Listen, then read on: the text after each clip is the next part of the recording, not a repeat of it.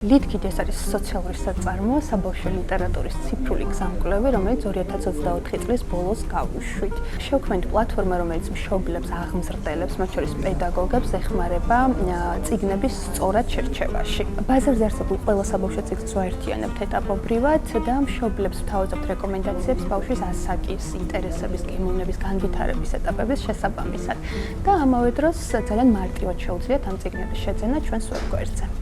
ბაზარზე არსებობს ძალიან ბევრი კარგი წიგნი, მაგრამ მშობელს ხშირად უჭირს ხოლმე ამ უზარმაზარ არჩევაში ნავიგაცია. ამიტომ ვდექით ეს ყველა წიგნი დავალაგეთ ჟანრის, თემის და ასაკის მიხედვით, რომ ბავშვებს რომელ პირებს გაუადვილდეთ შერჩევის პროცესი, რამისთვისაც არ უნდა ეძებდნენ ისინი წიგნებს. ამ ეტაპზე უკვე ლითქიძე 1000-მდე წიგნია განთავსებული, პლატფორმაზე 7 სხვადასხვა გამომცემლობა გაერთიანებული და ეს პროცესი ეტაპობრივად გრძელდება.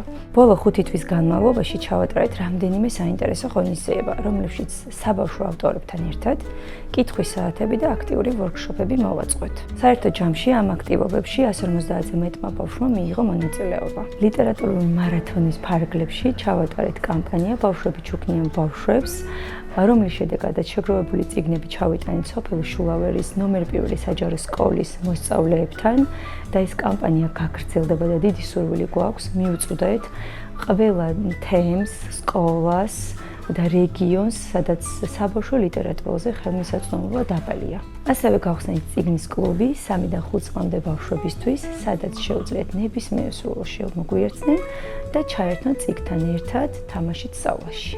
ევროკავშირის CSRD-ის და პური მსოფლიოსთვის ტექნიკური და ფინანსური მხარდაჭერით შევძელით პლატფორმის განვითარება. დავასრულეთ ვებგვერდი, შევქმნით პროდუქტი სრულყოფილად და დავიწყეთ მარკეტინგული აქტივობები. 2 წლის განმავლობაში ვამუშავებდით იდეას, ჩავატარეთ არაერთი ექსპერიმენტი ამ დროის განმავლობაში და ეს მხარდაჭერა მართლა ძალიან მნიშვნელოვანი ბიძგი აღმოჩნდა იმისთვის, რომ იდეა რეალურ პროდუქტად გვექცია.